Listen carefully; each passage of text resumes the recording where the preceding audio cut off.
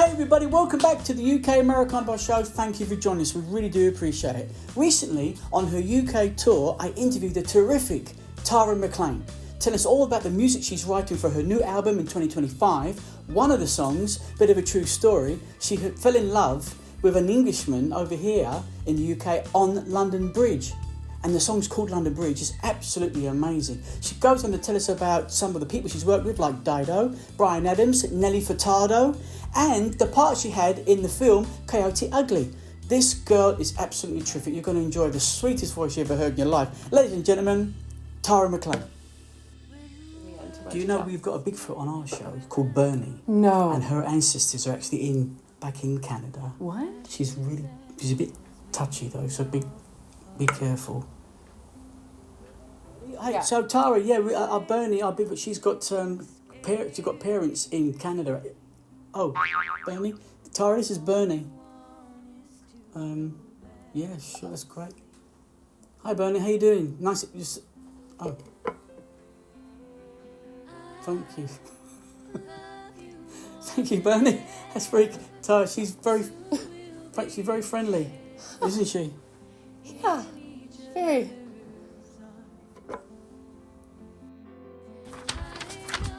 Yeah? Ooh! Tara, have you done this sort of thing before? Interviews? Yeah, have you ever done any? I've done a few. Done a few interviews, yeah. But I'm very nervous. You're very nervous? Yes, because, you're a big deal. I know, I'm a big deal. Ladies and gentlemen, welcome to the UK Americana show. Guess who we've got with us today? Tara Maclean, everybody. Thank you for joining us, Tara. We do appreciate it. Pleasure, Sam. Thank you. Happy to be here. You're a busy girl. Yes. So we've caught you at the end of your UK tour, is that right? That's right. You're finishing it on a high. I sure did. Of Well, course you kind are. of. I had to cancel my very last show. Oh, of course, I Unfortunately. heard about that, yeah. Yeah. But other than that, it was an amazing, amazing tour. And yeah, one of the best tours I've ever had. You go from the UK, Canada, and the States quite a lot, don't you? Yes. So, and the last time I saw you, I think, was at the Americana Music Association last year in the UK. Oh, yeah, that's right. That's where you performed That's right, showcase yes. there. Yeah, that's where it all began. What for the UK? But the you've come UK. back in the past, though, haven't you? You've come in the past. I lived here when I was right. 14 and when I was 18, and my mum lives in London sometimes. Well, okay. Because I know you're Canadian. Yes. And British Columbia, is that originally where you're from? I'm from Prince Edward Island on the East Coast, but I've spent most of my life in BC, yeah. So look, tell me, I know you've got this great, fabulous album that you promote. It's the Sparrow. Yes. Right? But I was interested to know that you've got a book to follow with it. Yes. And as I was reading up on the research, as one does, it's very, very deep. It's very moving, the album. Thank you. Really, your voice is quite amazing. Thank you. I'm sure everyone's told you that. But you've got to check this young lady out. She's fantastic. So what was, with the book, there was some issues regarding your scope on things or the music or the future or whatever it was. Is that what is incorporated also in the album? Absolutely. Well, the album that goes with the book was kind of a soundtrack. So I wrote, it's a memoir that I wrote. Right, cool. And so what I wanted to do was write a lot about the songwriting process and what that was like for me, the songs that were either hits or changed my life as a writer, I wanted to have them all in one place. So I chose my favorite songs, put them on the record, and then 3 new songs that I was writing while I was writing the book, because that was very cathartic to write my life story. Sounds pretty good. Save me from myself. It's the arrow in the bow, the sparrow in the song, the marrow in the bone. Nothing's unforgivable when you let go. Sparrow.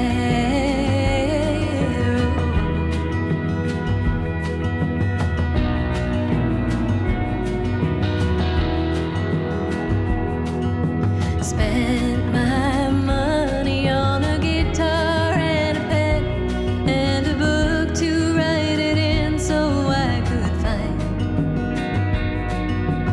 All along I was just missing a song. I had everything I needed all this time. So you're working on another book also. That's right. And is this anything to do with the new album? No, I think this will be quite different. And my first book was a memoir, but I'm all out of stories. Yeah. I put them all in there. So this one is fiction, but it is based on real life. It's a big change, isn't it, fiction? Yeah. It's great. It's kind of a relief, honestly, after writing the truth, so much truth. It's nice to just be able to make stuff up. Yeah. But it is based in reality and in my story in a lot of ways. So you kept keeping the acting thing going then, maybe, yeah? So I presume they'd be turning it into a screenplay and then it'd be off. Because you've been to Hollywood and you wrote with Hollywood people, haven't you, producers? I have. So I've done all my research, girl. Yes, you have. Yes, I I even have. lived in Hollywood. So with The Future again, getting back to this new album. So it's, I mean, when you said about the strings, like, I mean, I remember I did an album in Nashville and we had the string section. Didn't know who they were or what they were until they said, well, they did strings for the Eagles. Whoa. Were you doing your own music? What were you doing? My own music, yeah, it was long, many moons ago. Really? But you're right about the strings, they really do have a different take on the song, don't they? Lift the song to somewhere. I can't wait to hear the new. Make sure you send it all down to us, won't you? Absolutely, I will. And this tour in the UK, I mean, I've heard lots of great feedback from all over the place. It was just absolutely fantastic. So, standing ovation tonight. So how do you feel? I mean, obviously you must get it quite a lot, but how does it sort of, build up an artist when you get recognised like that? Not just in the UK, in those parts of Europe as well. Back home in Canada, obviously, as all the the write-ups say. How do you feel about all that? Is it an inspirational thing to carry on writing, or carry on with the game, the business? What is it? Absolutely. I find that it's very validating to have such great feedback after a show or after I put out a record, or like award nominations, things like that. That's all good, but in my heart, what I love more than anything is singing to people and making new fans. And it's kind of like falling in love. Every time you do a show with a new audience, it's like we're falling in love with each other. They're getting my sense of humor, and luckily the Canadian sense of humor and British sense of humor seems to go quite well together. Well, that's a great answer. That's a great answer to that stupid question, wasn't it? Yeah, it's like falling in love all over again with the audience and the album, the songs. Well, I've heard like most of your stuff, and it's absolutely fantastic. I can't tell you how excited. It's really, really brilliant. And when you just said about a new song, I know you've got a very fresh song we will talk about later on about London Bridge. Yes. But we can talk about that. Okay. So look, you work with some incredible people. Oh my God. So Nelly Furtado. Yep. Bryan Adams. Yeah. What was it like working with these kind of guys? Well, Bryan is a friend of mine. And so it didn't work with him so much. Dido is I toured with her for a very long time. Name dropper you. Name dropper. Well, that's what we're doing right now, right? Yeah. Oh, and Nelly Furtado, we opened for her on tour. Nelly Furtado, all right, cool. Yeah. Yeah, lots of great folks I've had the opportunity to work with. It's been a great career so far. And tell me about it. You even did a bit of acting. You got into the classic film Coyote Ugly. Yes. So, I mean, what was that all about? I got to tell you, I'm a terrible actor. I can only play myself. So I actually am playing myself in that movie. And I'm on stage singing my own song when the lead character comes in to a open mic night. It's supposed to be this sort of New York City open mic place called the Arlene's Grocery. And she walks in and she gets nervous and she leaves. But I'm on stage and you hear my song and it's pretty great. It was fun. I've got to ask you, Conan O'Brien? Yes. So you got on his show, wow. Gone on his show. That was a life highlight. Well, yeah, of course it is one of the biggest chat shows, in the States. Yep. Apart from this one, obviously. But, so how was that for you? How was that? I saw the performance, it was fantastic. All your performances are brilliant. Thank you. Yeah. It was so fun. He is such a nice man. Yeah. And very tall. Yeah. And so similar to me then, nice and very tall. Exactly. Everybody, we are back. My next guest is here with a song from her new album, Passenger, and she'll be appearing tomorrow night at the 9:30 Club in Washington, D.C. as part of the Girls Room Tour. Please welcome Tara Maclean. There you are in my mind, pale from living underground, divided and divided until no one can be found, nothing left to break down. But I'll be checking out the scenery from as high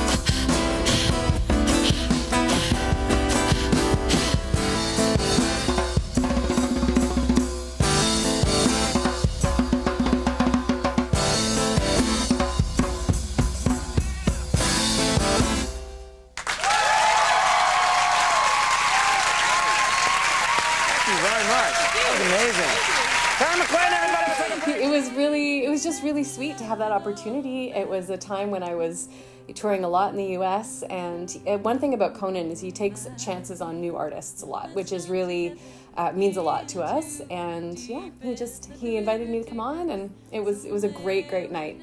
So going back to Canada, I mean, you've got accolades and awards. You know, it's funny. I've got artists that I have on the show, and some of them you run out of paper, and you're one of them. I saw all this, and I think, what am I going to do? All I can do is ask you. You won so many different accolades, and some of the magazines, Billboard, you know, all these great establishment people have sort of wrote about you. And how does it get? Where did it all go wrong? You know, it's like you must be loving this. It's fantastic.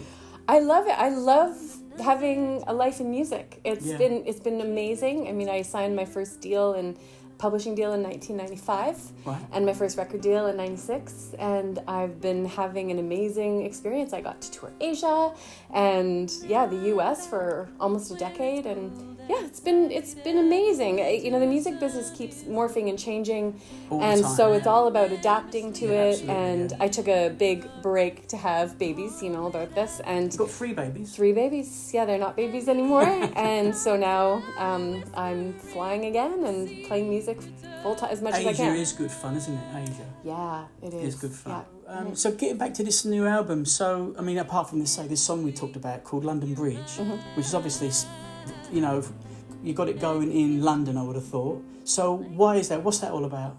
The song? Yeah. What's it all about? Yeah. It's a love song. Yeah, I know that. Yeah. Because it's about you, Sam. Okay.